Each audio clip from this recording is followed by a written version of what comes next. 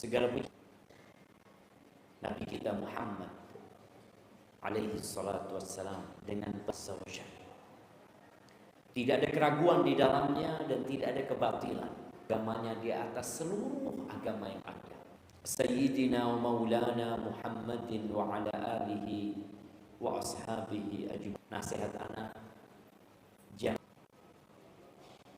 karena kita tahu ada dua syarat diterimanya amalan hamba. Ada dua syarat diterimanya amalan hamba di malam nisfu Sya'ban.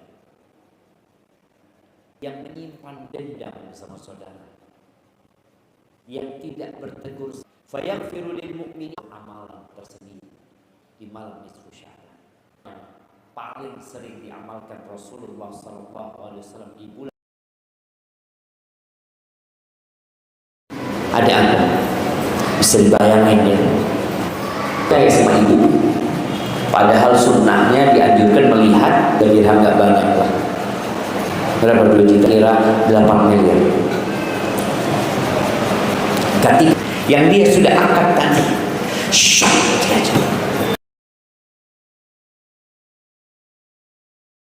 seperti yang dia bayangkan. Akhirnya dua cara aja. Ya udah, dia nggak hasrat sama istri, dia cerai. Tapi ada yang malam menikah, dia pacaran sejak SMA, kuliah menikah, 6 hari bercerai. Karena disebutkan Lailatul Zifaf, Lailatul Dafnil Hubb. Dikatakan malam pernikahan itu, malam pengantin itu adalah malam penguburan cinta. Itu buat orang yang haram sebelum menikah. Maka malam pernikahan istri yang ada tanggung jawab, yang ada kerja keras, harus kasih nafkah, maka cinta. Tapi malam pernikahan bisa jadi malam yang indah.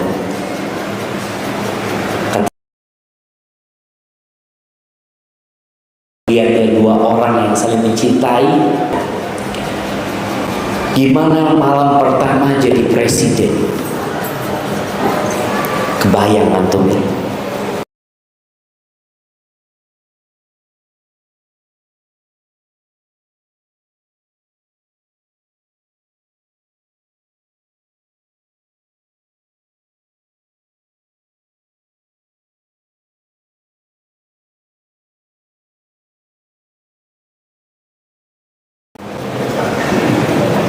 Ada yang tahu Nusa Kambangan?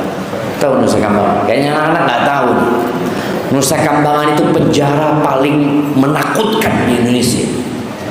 Tapi kayaknya buat orang pulau nggak menakutkan ya. Tinggal berenang dan berang pulau.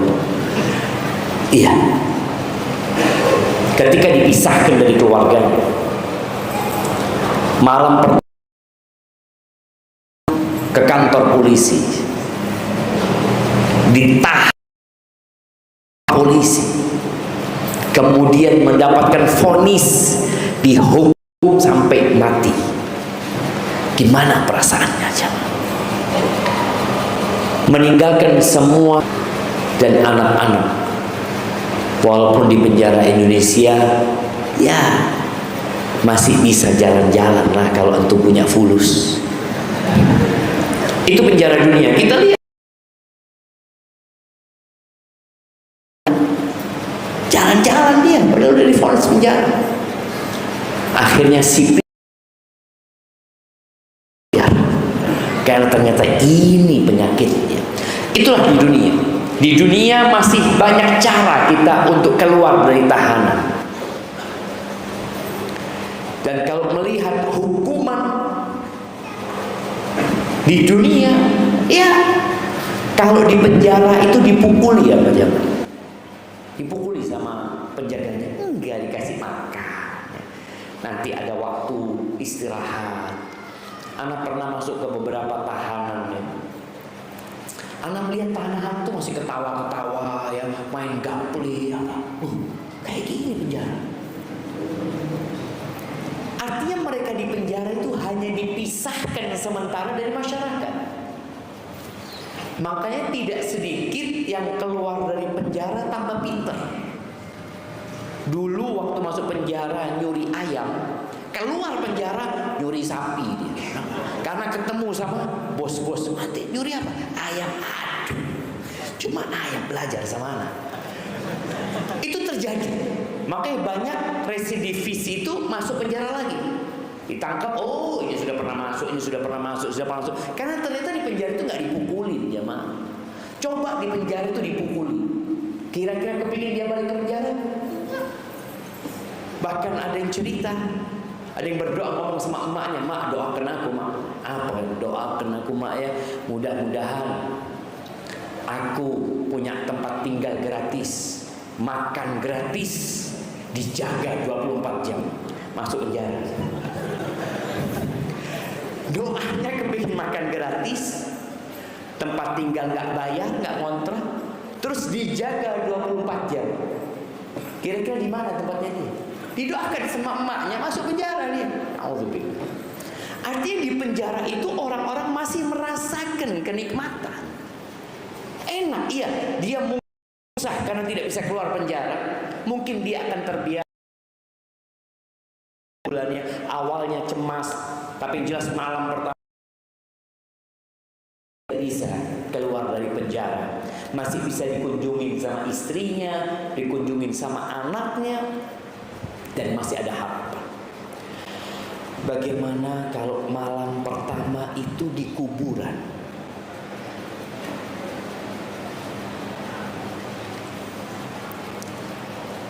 Rasul sallallahu alaihi wasallam menyuruh kita ziarah kubur. Bukan untuk minta sama yang mati, tapi untuk kasihan sama yang mati. Makanya kuburan itu di masa Nabi sallallahu alaihi wasallam, dan kalau kita lihat kuburan Baqi, ya udah kuburan tanah dikasih batu nisan.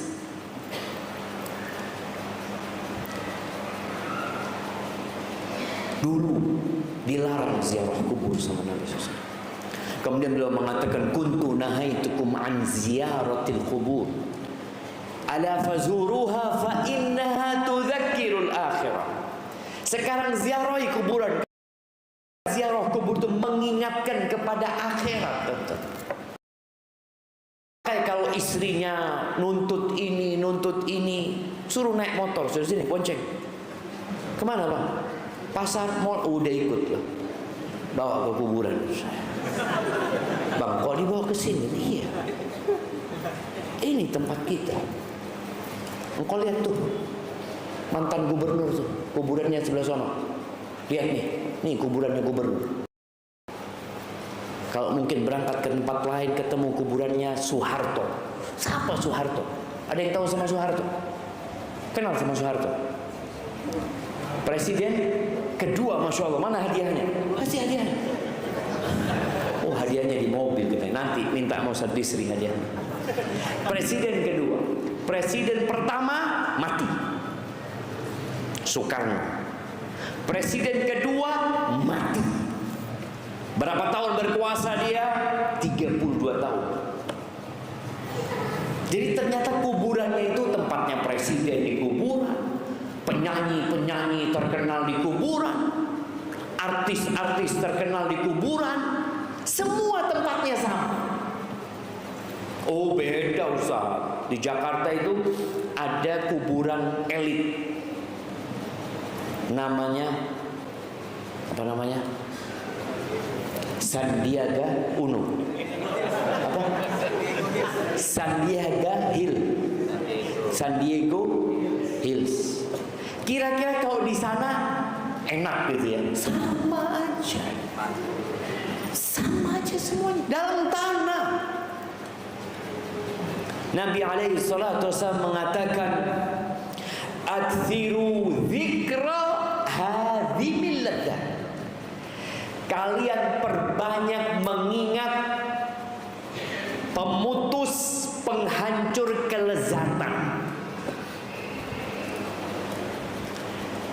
Seorang yang berkuasa, bagaimana presiden kalau masa jabatannya habis? Bagaimana gubernur kalau masa jabatannya habis? Bagaimana perasaan ASN kalau pensiun? Ane itu beberapa kali diminta untuk mengisi kajian untuk purna kerja. Ya, purna kerja, istilah ASN yang mau pensiun. Purna bakti. Kenapa? Iya, Pak Ustaz, banyak yang stres, banyak yang depresi. Yang awalnya kepala bagian, kepala ini, itu kalau mau pensiun jadi bingung. Karena ketika dia menjabat, dia tinggal memerintah. Bingung dia. Seorang jenderal bintang 4, dia itu masih di muka bumi. Bagaimana ketika berada di perut bumi? Semua kelezatan itu habis. Maka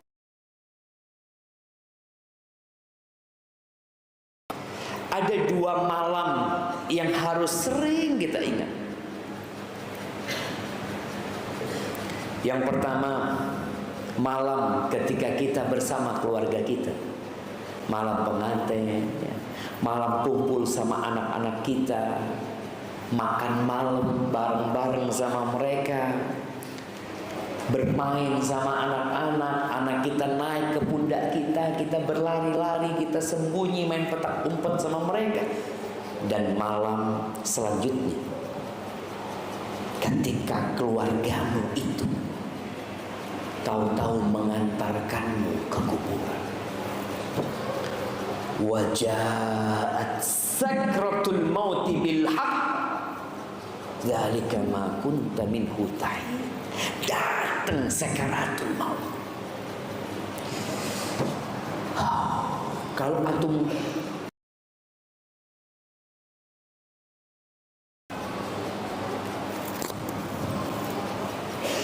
jari kita, padahal yang berpisah dari tubuh kita itu hanya jari. Nyawa itu bercampur dengan tubuh kita. Nanti dicabut itu nyawa dari semua tubuh kita, sakit seperti ditebas 300 pedang. Itu hal yang sangat menyakitkan dan menakutkan. Kemudian diantarkan ke kuburan. Kalau suami yang mati, ada istrinya yang mau ikut menemani, bapaknya mati, oh cepet-cepet, katanya sunnahnya mensegerakan jenazah, ayo cepet. Kalau suami yang soleh, istrinya menangis, sedih, anak-anaknya sedih. Tapi kalau suami yang zalim, kira-kira istrinya bersedih? Ada cerita seorang wanita yang mati suaminya, dikunjungi sama teman-teman perempuannya, takziah. Ya Allah, yang sabar ya Qail. Apa katanya? Alhamdulillah sudah mati itu orang. Capek aku ngurusin dia. Antum pikir istri-istri antum masih seneng sama antum? Kayaknya sih, kayaknya. Apalagi suami yang suka ngomong kawin lagi. Wah, mudah-mudahan cepat mati. Doakan mati. Tapi yang jelas ketika antum mati, istri nggak bakal ikut. Anak-anak antum nggak bakal ikut ke dalam. Dia hanya meletakkan antum dalam kuburan, lalu diinjek-injek dengan tanah, lalu dikatakan selamat tinggal ayah. Pulang ke rumah semuanya. Antum sendirian bisa. Hanya amal yang mendampingi antum. Kira-kira apa yang dilakukan oleh istri dan anak-anak di rumah? Dia bersedih, menyambut tamu, datang keluarganya, ini tuh antum sendirian. Setelah dapat 2 pekan, kira-kira anak-anak omongin apa sama maknya? Mak, ini warisan ayah kayaknya banyak, mak. Segerakan aja dibagi, supaya nggak ribut anak-anaknya. Sahih, betul. Oh masa bapaknya baru mati Ustaz? Oh, bapaknya mati di kuburan, pulang bagi warisan nggak apa-apa. Harta yang ditinggal itu milik ahli waris, bukan milik yang mati lagi. Enggak, engkau nggak punya apa-apa kecuali utang yang harus dilunasin, wasiat yang harus ditunaikan. Selesai. Bapaknya mati meninggal 100 miliar, punya utang 2 miliar, wasiat 10 miliar, sudah dibagikan. Sisanya punya ahli waris, nggak punya hak apa. Apakah anaknya harus wakaf buat orang tuanya? Enggak harus. Itu hartanya anak-anak, bukan hartanya yang meninggal. Milik ahli waris. Maka di sini jangan sampai kita capek, kita lelah mengumpulkan harta, pagi, siang, malam bekerja, kemudian kita tinggalkan semua yang kita miliki. Pikirkan malam engkau di kuburan siapa yang dampingin? Yatba'ul mayyit salas, kata Nabi SAW. Yang ikut mayit, yang ikut jenazah ke kuburan itu 3. Masya Allah. Yang ikut ke kuburan 3. Apa aja?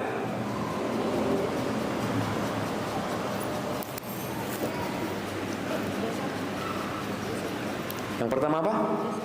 Jasadnya, ruhnya yang ikut ke kuburan, yang ikut ngantarkan ke kuburan maksudnya. Apa aja? Istri ikut, keluarganya, terus keluarganya, hartanya, amalnya. Yang 2 pulang, yang 1 tinggal. Masya Allah, barakallahu fikum. Fadl Habib. Nah, tadi yang jawab anak kasih, nggak apa-apa lah, hadiah. Masya Allah, kasihkan belakang. Yatba'ul mayyit salas, 3 yang ikut antum ke kuburan. Keluarga ikut, hartanya ikut, diantar pakai mobil. Loh jamaah, anak ketemu anaknya salah satu orang terkaya di Jawa Timur sana. Dia cerita, abah itu keluar rumah naik Mercy terbaru, pulang naik Luxius, karena Mercy-nya nggak cukup untuk bawa jenazah, yang cukup bawa jenazah Luxius, ambulan. Ditinggal semua. Oke, keluarganya ikut mengantarkan. Kalau dia orang kaya, orang ternama, oh anak buahnya banyak, ikut mengantarkan. Kalau dia pejabat, oh banyak anak buahnya ngantarkan ke kuburan, tapi nggak ada yang tinggal sama sekali. Ajudannya ikut, nggak ada. Wa amalu, dan amalnya 2 pulang, wa yabqa wahid, 1 nih amalmu yang akan bersamamu di dalam kubur. Ahibati fillah, Rasulullah sallallahu alaihi wasallam mengatakan, "Ma ra'aitu manzaran qat illa wal qabru afdha minhu." Aku tidak pernah melihat pemandangan kecuali kuburan itu lebih mengerikan dari semua yang dilihat. Utsman bin Affan radhiyallahu anhu, ketika dia ke kuburan, dia nangis sampai jenggotnya basah. Orang-orang heran. Tadhkurul jannah wan nar wa la tabki. Engkau ingat surga sama neraka enggak nangis, engkau mati karena lihat kuburan ini.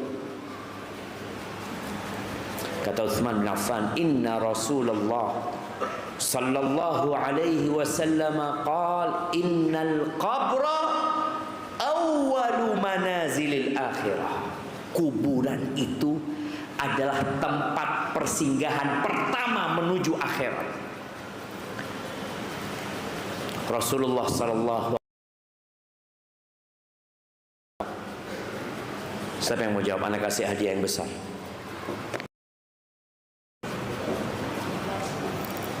Berapa? Berapa tahun? Gak apa-apa, Fadhil. 17 tahun. Masa 17 tahun? Sekarang sebelum Indonesia merdeka apa setelah Indonesia merdeka? Sebelum lah. Indonesia sudah 87 tahun merdeka. 78. Nah, ya Allah jawab. 34.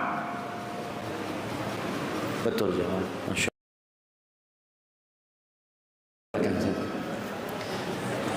Rasulullah sallallahu alaihi wasallam hidup di muka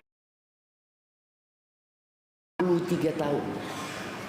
Sebagian kita lebih tua dari Rasul sallallahu alaihi wasallam. Dan beliau hidup di muka bumi penuh dengan pengorbanan. Dilemparin batu di Taif alaihi salatu wassalam. Diusir dari kota Mekah, hijrah menuju ke kota Madinah, sembunyi di dalam gua selama 3 malam. Terkadang ketika di Madinah beliau makan nggak makan, sering puasa karena nggak ada makanan di rumahnya sallallahu alaihi wasallam. Hanya 63 tahun. Tapi beliau di kuburannya 1434 tahun, dan itu awal perjalanan akhirat yang jelas di situ sebuah kenikmatan buat Nabi sallallahu alaihi wasallam. Kata Utsman, Nabi mengatakan kuburan itu adalah awal persinggahan akhirat. Fa in naja minhu ahad fama ba'dahu aisar minhu. Kalau selamat dia di kuburan, yang selanjutnya mudah. Wa in lam yanju minhu fama ba'dahu asyad. Kalau dia nggak selamat, yang selanjutnya akan lebih parah lagi buat dia. Umar bin Abdul Aziz. Umar bin Abdul Aziz ini khalifah ambisius. Dia mengatakan innali nafsan tawaqah, jiwa yang sangat ambisius. Aku tuh kepingin nikah sama anaknya khalifah, sama putrinya khalifah, dan aku menikah dengan putrinya khalifah. Aku ingin jadi gubernur Madinah, aku jadi gubernur Madinah. Aku berdoa supaya jadi khalifah. Dia akhirnya jadi khalifah. Kemudian dia berambisi satu, aku berambisi diampuni dosaku dan masuk surga Allah Azza wa Jalla. Sudah dia dapatkan semuanya. Dan dia pernah mengatakan kepada sahabat-sahabatnya, tadi malam aku merenung, kata dia. Aku merenungkan gimana kalau aku di kuburan. Kira-kira setelah 3 hari bagaimana wajahku? Mata yang keluar dari tempatnya, bibir yang sudah hancur, perut yang dimakan dengan oleh belatung, dan gak ada teman-teman dekat yang mau mendekat lagi kepadaku, katanya. Sekarang kita peduli dengan wajah kita, yang perempuan peduli dengan fisiknya. Nanti di kuburan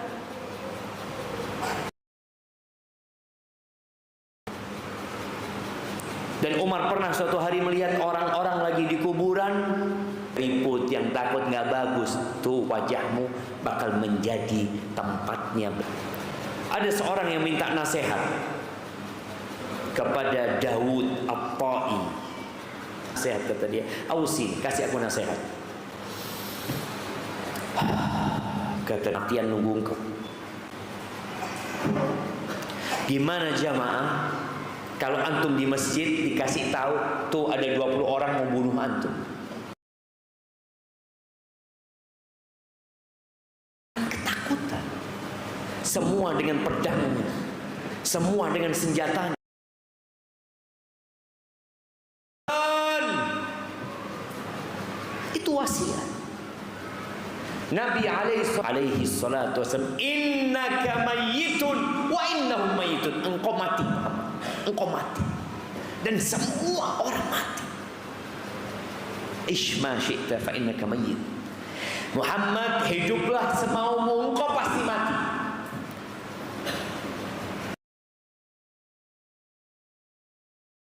Jadi Nabi mati, Nabi Muhammad SAW. Mau jadi kiai mati, mau jadi perampok mati, mau jadi raja mati, mau jadi sultan mati, mau jadi presiden mati. Yang ada semua sedang menantri antrian. Itu aja. Pada suatu hari wassalam, ceritanya Bara bin Azib, kita lagi bersama Nabi SAW. Tahu-tahu Nabi melihat ada orang-orang yang kumpul di sebuah tanah.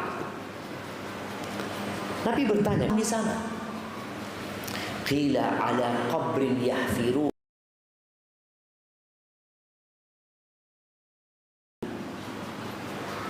Jadi dulu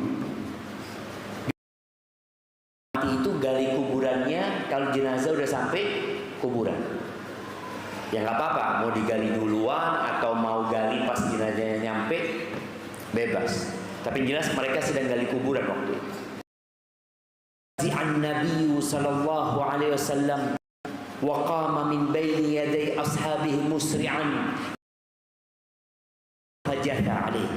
Kata Bara bin Azib, Nabi itu tahu-tahu berdiri, bergegas menuju tempat itu. Kita semua ditinggal sama Nabi SAW. Nabi menuju ke tempat kuburan itu digali, beliau bersimpuh di depan kuburan itu. Kata Bara bin Azib, fastaqbaltuhu min baini yadayhi. Aku menghadap Nabi di arah yang bersebelah, berhadap. Ingin tahu Nabi ngapain? Apa? Kata Bara, fabaka. Nabi menangis. Hatta balla thara min dumu'i. Tanah yang di depan Nabi alaihi salatu wasallam basah.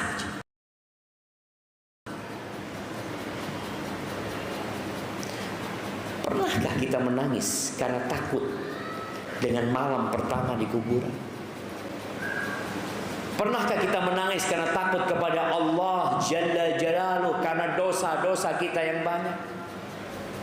Kebanyakan kita insya Allah pernah menangis, tapi menangis karena sedih ditinggal mati orang yang dia cinta, sedih karena bangkrut, sedih karena bercerai dengan pasangan hidupnya, sedih karena di PHK. Pernahkah menangis sedih karena takut diadab di kuburan sana? Nabi menangis ya. Bukan menangis yang dibuat-buat, tapi karena beliau takut. Sampai Nabi alaihi salatu wasallam pernah mengatakan, "Lau ta'lamuna ma a'lam la dhahiktum qalilan wa la bakaitum katsira." Kalau kalian tahu apa yang aku ketahui, niscaya kalian akan sedikit tertawa dan banyak menangis. Wala ma taladzzatum bin nisa'i 'alal furush. Kalian gak akan bisa bersenang-senang sama istri kalian di atas ranjang-ranjang, gak bisa kalian. Kemudian kalian akan teriak-teriak takut sama Allah Azza, berdoa mohon kepada Allah Azza wa Jalla. Masalahnya kita itu kadang-kadang lupa sama Allah, lupa dengan hakikat kehidupan ini, lupa sama neraka. Lalu setelah Nabi selesai menangis,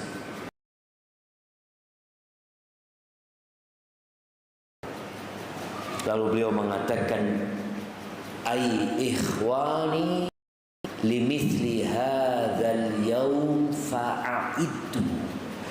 Wahai saudara-saudaraku, untuk yang seperti hari ini kalian persiapkan. Kita persiapan untuk pernikahan, kita persiapan bangun rumah, kita persiapan untuk anak itu ketika lahir. Tapi kapan kita persiapan untuk hari itu? Kathratu mautil faja'ah. Pagi tadi masih main sama anak, siang tabrakan mati. Ada orang yang mati sedang main bola. Ada orang yang mati di atas panggung berjoget. Ada orang yang mati di atas ranjang berzina. Dan ada satu pesawat. Semuanya. Ingat kejadian, ada pesawat. Terakhir pesawat yang jatuh, pesawat apa? Satu pesawat. Nggak tahu berapa jumlah yang naik di sana. Semua punya rencana. Semua sudah booking hotel kalau dia di sana, mau tinggalnya sudah dibuat, mau bertemu dengan orang-orang sudah dibikin, hilang semuanya. Maka jangan berpikir mati itu karena tua. Begitu pula manusia, nggak nunggu tua mati. Berapa banyak kakek yang mengantarkan salatu wassalam senantiasa berlindung dari azab kubur. Setiap sholat, Allahumma inni a'udzubika min jahannam wa min fitnatil mahya wal mamat wa min syarri fitnatil masihid dajjal. At-Tabrani meriwayatkan sebuah hadis. Ini hadis tentang alam pertama di kubur. Apa kata Abu Hurairah radhiyallahu anhu? Dari Nabi alaihi salatu wasallam, qala walladzi nafsi biyadihi, demi aku berada di tangannya, innal mayyita la khafqani alikum hina tuwalluna anhu mudbirin, demi Allah suara sandal-sandal kalian ketika kalian pulang pergi meninggalkan dia sendirian. Fa in kana mu'minan, sudah ditinggal, keluarganya semua pergi, dia sudah berpikir kemana, dilupakan dia mendengar tuh suaminya pergi, anaknya pergi, keluarganya pergi, dia tinggal sendirian. Fa in kana mu'minan, kalau dia orang yang beriman, kanatis salatu 'inda ra'si, maka sholat akan menjaga dia di arah kepalanya. Ini buat yang sholat. Wazakatu an yaminih, zakat ada di kanannya. Sholat di kepala jagain, zakat jaga di kanannya. Wassaumu an yasari, puasa ada di kirinya. Wa kullu fi'lil khairat, semua amal kebajikan dia, minas sadaqah wassilah wal ma'ruf wal ihsan ila nas inda rijlain, semua amal kebajikan yang lainnya, dia berbuat baik kepada orang, bersedekah, silaturahim, membantu orang lain, itu ada di kakinya. Kita menjelaskan tentang menakutkannya mungkar dan nakir. Di hadis-hadis disebutkan warna kulitnya malaikat ini azraqan atau azraqani aswadan, blue black, biru hitam. Antum lihat ada warna hitam biru. Dia menggali kubur sampai kemudian dia ketemu sama ini orang. Dia mau datang ini orang dari kepalanya tadi sholat, jagain dia. Amal-amal kebajikan yang lainnya di kaki. Fayu'ta min qibali ra'si, datang dari arah kepalanya. Kata sholat mengatakan ma qibali madkhal, nggak bisa engkau masuk dari sini, nggak bisa. Dia orang yang mendirikan sholat. Itu kalau dia mendirikan sholat. Fayu'ta an yaminih, didatangi dari kanannya. Apa kata zakat? Ma qibali madkhal, ini orang rajin mengeluarkan zakat. Aku zakatnya dia. Nggak bisa engkau masuk dari sini. Nggak ada celah untuk masuk dari aku. Fayu'ta an yasarih, datang dari arah kirinya, puasa pasang badan, mengatakan ma qibali madkhal. Itu kata Nabi SAW. Yang mendampingi kita amalan kita. Nggak ada keluarga, wala harta kita. Dan kalau antum tahu, harta itu bermanfaat ketika dikeluarkan. Ketika disimpan nggak ada gunanya. Apa gunanya antum menyimpan harta? Nggak ada. Antum beli sandal baru bermanfaat tuh harta. Keluar mesti bermanfaat, baik untuk kebaikan atau keburukan. Maka di sini zakat mengatakan nggak ada bisa masuk engkau lewat aku puasa lalu datang dari kaki. Apa kata amal-amal kebajikan dia? Ma qibali madkhal, nggak bisa engkau masuk dari arah aku. Kata Munkar dan Nakir, ijlis, duduk. Duduk jamaah. Ingat, alamnya berbeda. Itu alam barzakh. Dia duduk, qad muthilat lahu syams qad danat lil ghurub. Ketika dia duduk, digambarkan di alam kubur dia ada matahari, dia kelihatan matahari mau tenggelam jemaah. Lalu malaikat ini bertanya, akhbirna amma nas'alak, amma nas'aluka. Jawab pertanyaan-pertanyaan yang akan kami tanyakan. Antum tahu orang kalau dipanggil di kepolisian jadi saksi, itu kadang-kadang ditanya dari pagi sampai sore, dari sore sampai malam. Orang itu ketakutan ketika gimana antum sendirian di tempat itu. Ini orang nggak mikirkan malaikat ini. Dia melihat matahari mau terbenam, dia mengatakan da'ni hatta usolli. Kembali kepada cerita malam pertama di kubur. Bagaimana digambarkan matahari hendak tenggelam.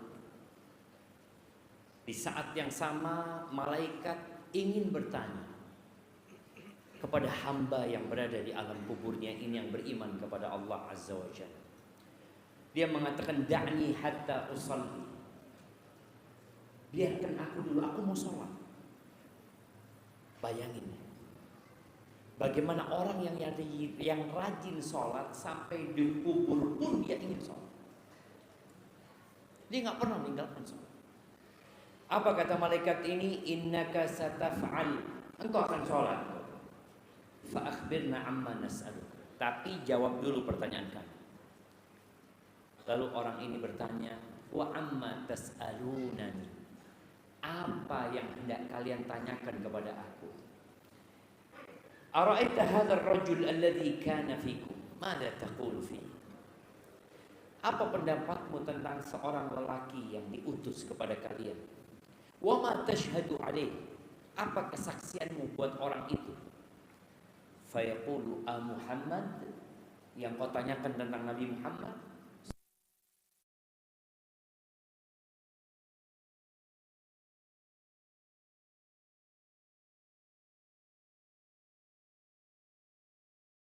Min indillah fasaddaqna. Aku bersaksi bahwa dia adalah utusan Allah dan dia datang kepada kami membawa bukti dari Allah dan kami percaya sama dia. Fayuqalu lahu ala dzalika hayy wa ala dzalika mitta wa alaihi tub'atsu insyaallah. Di atas itu engkau hidup. Ini bayangan orang yang istiqomah di atas agama Allah, atas ajaran itu engkau hidup, di atas kesaksian itu engkau mati. Dan lahu fi qabrihi sab'una dhiran, kuburannya yang sempit yang kita lihat hanya 1 kali 2 meter atau 2 kali 2 meter atau 3 kali 3 meter, maka dibentangkan 70 hasta. 70 ini salah satu angka untuk menunjukkan luasnya. Di hadis lain dikatakan yumaddu madda basarih, kuburan yang sempit itu diluaskan sepanjang dia memandang. Sekarang kita hanya memandang sampai temboknya, udah nggak bisa lagi. Kita nggak tahu bisa. Gimana kalau antum di tempat yang sempit, tahu-tahu dibuka jadi luas. Semua sejak kematian itu sesuai dengan amalannya. Di dunia tidak. Makanya kadangkala ada gurauan ya di antara teman-teman lagi pembagian kotakan, tahu-tahu dia nggak dapat. Apa kata sahibnya? Tergantung amalnya. Enggak. Di dunia bukan tergantung amal, tergantung ketentuan Allah di dunia. Kita lihat ada orang nggak sholat sama sekali kaya raya, punya hotel, punya kapal, nggak pernah sholat dia. Puasa yang enggak. Kenapa? Karena di dunia ini Allah berikan ujian. Fir'aun Allah berikan kerajaan Mesir. Nabi Musa alaihi salatu wassalam mengembala kambing ya. Beliau Nabi alaihi salatu wassalam. Maka di kubur itu yang merupakan awal dari persinggahan akhirat, semuanya karena amalan. Di dunia tidak. Maka jangan antum mengatakan, Ustaz saya ini sudah sholat di soft pertama, tapi kok utang nggak lunas-lunas Ustaz ya. Nggak ada urusan itu. Ya Allah akan berikan kemudahan dengan berikan keimanan kepada dirimu. Wa yunawwar lahu, kuburan yang tadinya gelap gulita, sempit, jadi luas dan penuh dengan cahaya. Wa yuftah lahu babun ilal jannah, dibukakan buat dia pintu ke surga. Di riwayat lain disebutkan yang dibukakan lebih dahulu pintu ke neraka, dibukakan neraka. Dia melihat neraka dengan api yang menyala-nyala, berkobar-kobar seperti itu. Lalu dikatakan, ini loh tempatmu di neraka kalau engkau tidak beriman. Tapi karena engkau beriman, ditutup itu jendela ke neraka, dibukakan jendela ke surga. Undur ma a'addallahu laka fiha. Kau lihat tuh apa yang disediakan oleh Allah untukmu di dalam. Fayazdadu ghibtatan wa sururan. Dia semakin semangat, semakin gembira, semakin bahagia. Lalu ruhnya dia, ruh itu diletakkan di dalam burung. Kata Nabi SAW, Tayr khudrin, burung yang berwarna hijau, yang melompat-lompat terbang di pepohonan surga. Jasadnya dikembalikan ke tanah. Makanya kalau kita lihat jasadnya jadi tanah. Kita buka kubur jadi tanah. Wadzalika qauluhu ta'ala, yuthabbitullahu alladhina amanu bil qawli tsabiti fil hayatid dunya wa fil akhirah. Allah meneguhkan, menguatkan orang-orang yang beriman dalam kehidupan dunia dan dalam kehidupan akhirat.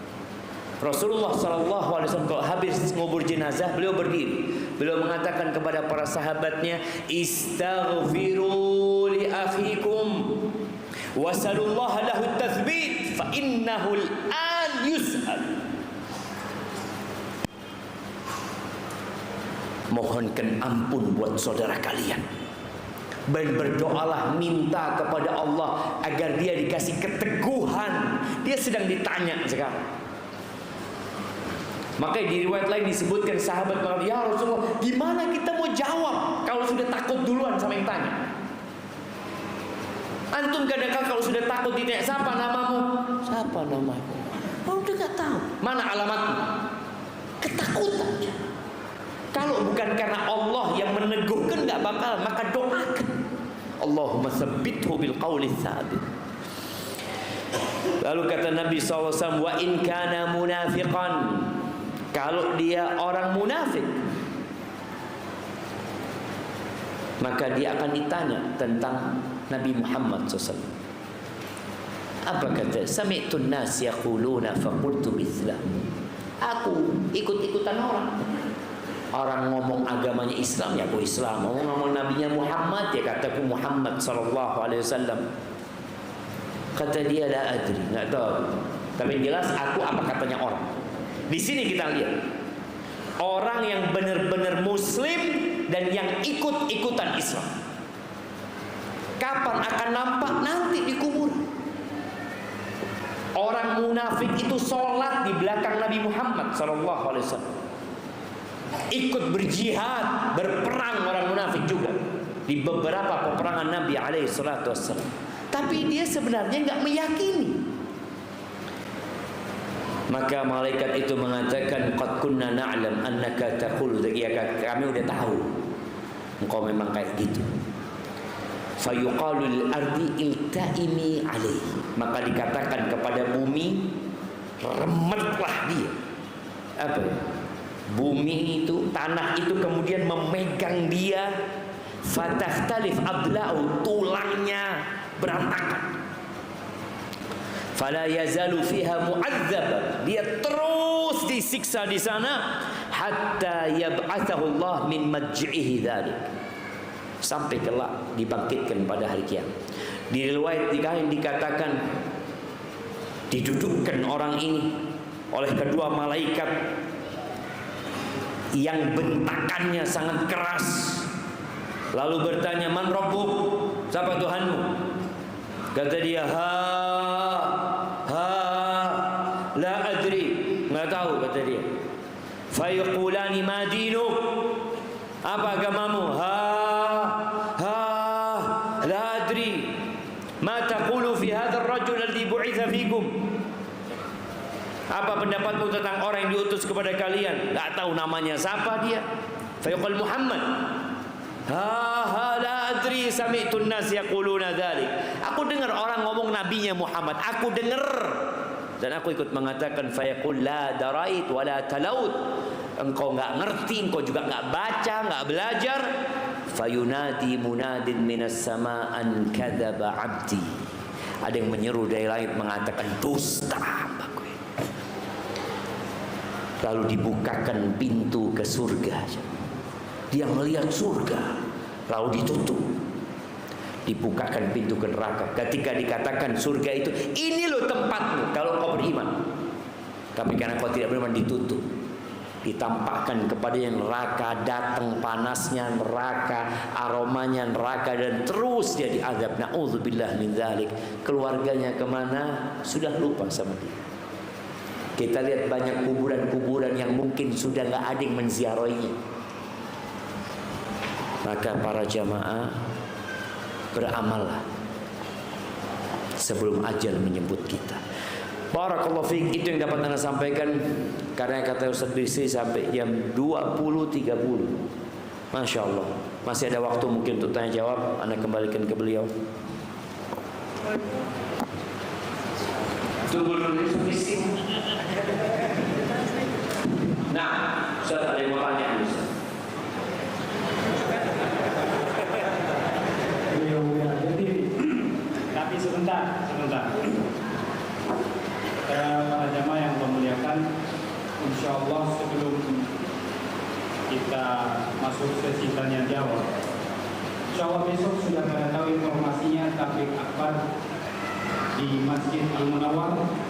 Insya Allah sudah sampai semua informasinya. Besok jam 7 sampai jam 9. Dari 7 sampai jam 9, insya Allah pun di sana 2 jam. Bismillah dengan tanya jawab, materi serta tanya jawab. Malam ini mungkin tidak semua pertanyaan bisa kita baca. Insya Allah mudah-mudahan besok di sana.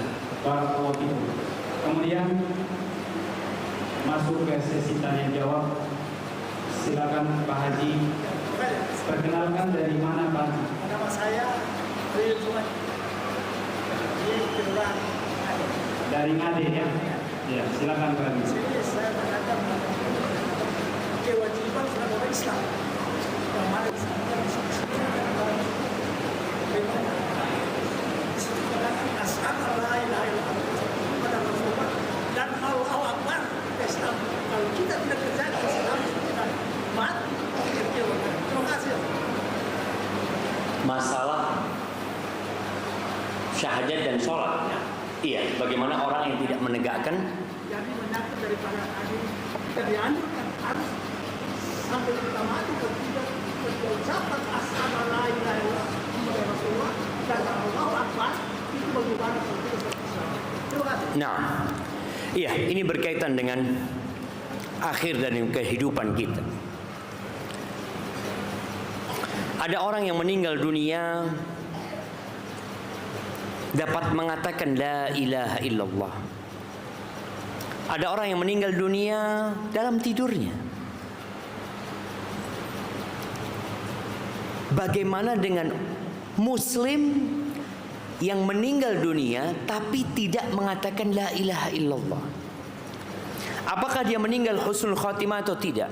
Rasulullah sallallahu alaihi wasallam mengatakan, "Man kana akhiru kalamihi la ilaha illallah dakhala al-jannah."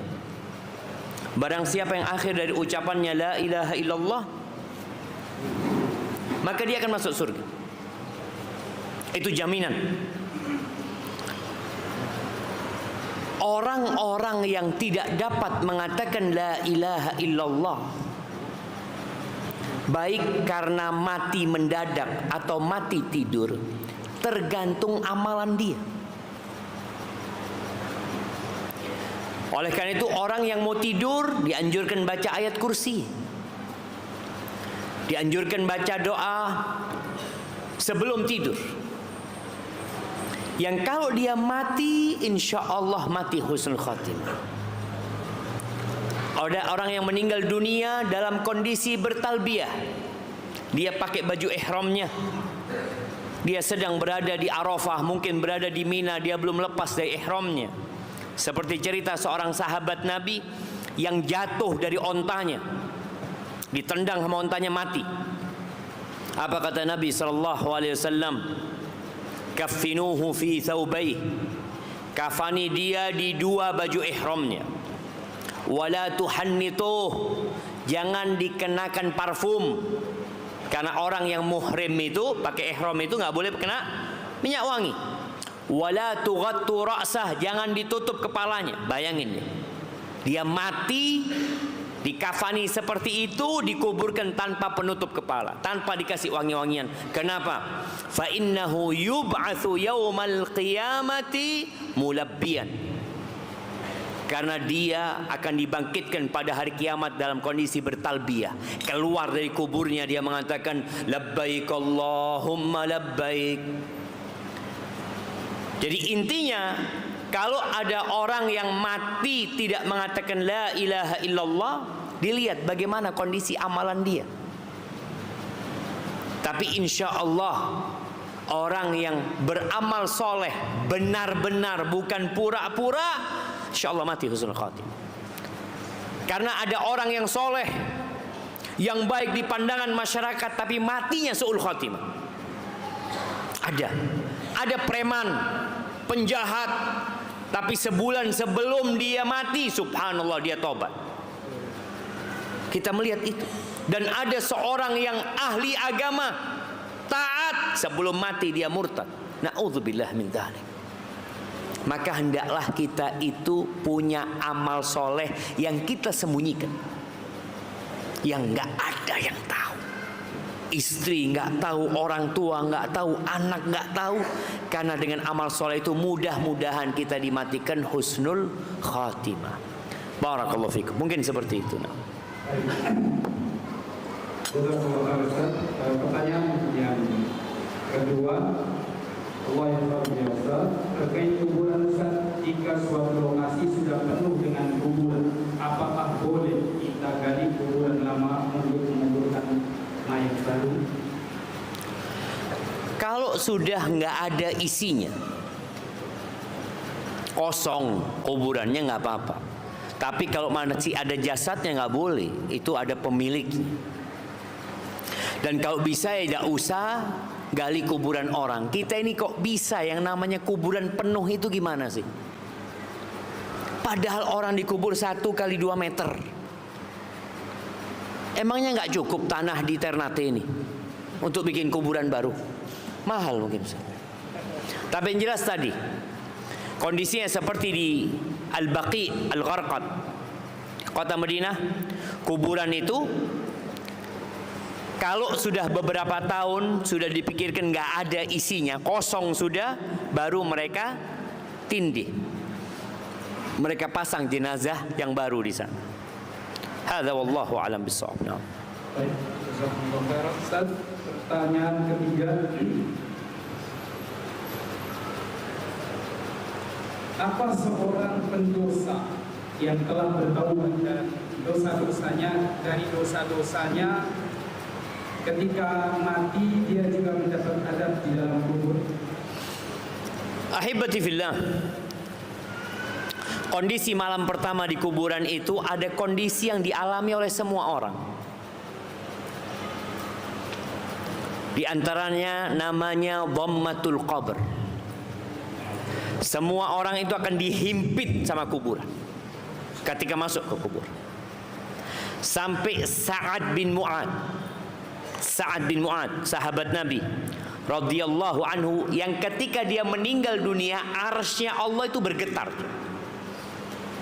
Nabi SAW mengatakan kalau ada orang yang selamat dari himpitan kubur itu, Sa'ad selamat. Tapi Sa'ad nggak selamat. Jadi kalau bicara bagaimana seorang pendosa yang sudah bertobat kepada Allah Azza wa Jalla, kita tahu dalam kehidupan ini ada banyak penghapusan dosa. Penghapusan dosa dengan amal soleh. Salat yang 5 waktu, dari Jumat ke Jumat selanjutnya, dari Ramadan ke Ramadan selanjutnya, dari umroh ke umroh selanjutnya, itu penghapusan dosa. Apabila dosa-dosa besar dihindari. Ada penghapusan dosa dengan musibah. Antum kena duri, itu penghapusan dosa. Antum gundah gulana, galau, itu pun penghapusan dosa. Kalau ternyata belum, dia sudah bertobat tapi masih ada dosa-dosa dia, maka di kuburan akan dibersihkan, dikasih azab di kuburan sesuai dengan amalan dia. Tapi kalau dia sudah tobat dengan taubatan nasuha dan sudah Allah ampuni, Allah bersihkan dia dengan penyakit-penyakit yang kata Nabi sallallahu alaihi wasallam, wala yazalul bala'u bimri'in hatta yamshiya 'alal ardi wa laysa 'alaihi khati'ah. Ada orang jemaah yang ketika hidup di dunia terus Allah kasih bala, kasih penyakit, Allah kasih sampai mati. Kata Nabi SAW, dia berjalan di muka bumi nggak punya dosa. Jadi tergantung. Kalau bicara antum sudah bertobat, apakah antum sudah taubat dengan taubatan nasuha apa belum? Dan bicara dosa, boleh jadi ada dosa-dosa yang kita tidak merasa berbuat dosa. Maka jangan pernah berhenti bertobat kepada Allah. Nabi alaihi salatu wassalam setiap hari lebih dari 100 kali atau lebih dari 70 kali beliau beristighfar mohon ampun kepada Allah Azza wa Jalla. Barakallahu fiik. Makanya berlindung dari azab kubur. Terus katakan Allahumma inni a'udzubika min adzabil qabr. Jangan merasa oh saya sudah tobat aman insyaallah. Jangan. Barakallahu fiikum. Pertanyaan terakhir Ustaz, karena ini masih berkaitan dengan kubur dan alam kubur. Izin bertanya Ustaz, apakah benar menurut kepercayaan orang tua-tua atau moyang, kalau malam pertama seorang jenazah dikuburkan masih sempat keluar bertamu di rumah keluarganya dan bahkan sampai masuk di dalam mimpi keluarganya? Lantas bagaimana seharusnya sikap saya sebagai seorang anak? Jamaah rahimakumullah, ada sebuah keyakinan di beberapa kepercayaan, aliran kepercayaan bahwasanya ruh itu bisa gentayangan. Sampai ada film-film yang dibuat di Indonesia. Jadi ada seorang yang diperkosa, ada filmnya di Jakarta dulu. Kemudian ketika dia mati, saya akan ganggumu, kamu ketika saya mati. Datang dia ruhnya. Nggak bisa jamaah. Nggak bisa jalan-jalan itu ruh. Dia berada di alam barzakh, bukan di alam dunia. Kalau dia beriman, tadi hadis yang kita sudah simak, ruhnya akan diletakkan di burung, di rongga burung. Kalau orang mati syahid, di rongga burung berwarna hijau, tasrahu fil jannah haitsu tasya, keliling kemana-mana di surga. Kalau orang mati syahid. Tapi kalau orang muslim saja nggak mati syahid, ya dia di surga, ruhnya itu dari pohon ke pohon, menikmatin surga. Tapi kalau bicara dia datang ke rumahnya, gimana dia mau datang? Orang sudah ditungguin sama malaikat Munkar dan Nakir. Cuma tadi ada yang berpercaya seperti itu. Jadi ruh itu masih bisa menambah amalan. Nggak bisa dia. Makanya Allah Azza wa Jalla mengatakan wa anfiqu mimma razaqnakum min qabli an ya'tiya ahadakumul maut. Kalian berinfaklah dari apa yang kami rizkikan kepada kalian sebelum datang kematian kepada salah seorang di antara kalian. Fayaqul rabbi laula akhartani ila ajalin qarib fa asaddaq wa akum minas salihin. Dia ini minta, ya Allah kasih aku waktu dikit ya Allah, aku mau sedekah. Dia ingin tapi nggak bisa. Artinya kehidupan dia dengan dunia pisah sudah. Dan kalau bicara ruh berjumpa dengan ruh dalam mimpi, mungkin. Karena ruh orang yang tidur itu juga keluar dari jasad. Keluar kemana? Wallahu alam. Jadi hubungan ruh dengan jasad pada saat tidur itu tidak seperti ketika tidak tidur. Makanya orang yang tidur itu nggak dengar orang ngomong di sebelahnya. Nggak tahu dia. Dia tidak melihat, dia tidak merasa apa-apa. Ruhnya memang sedang dipegang sama Allah Azza wa Jalla. Disitulah ruh mungkin berjumpa dengan ruh. Ketemu sama orang tuanya, ketemu sama keluarganya, mimpi. Tapi boleh jadi yang dia impikan adalah setan, bukan orang tuanya. Kenapa? Karena Nabi SAW mengatakan man ra'ani faqad ra'ani.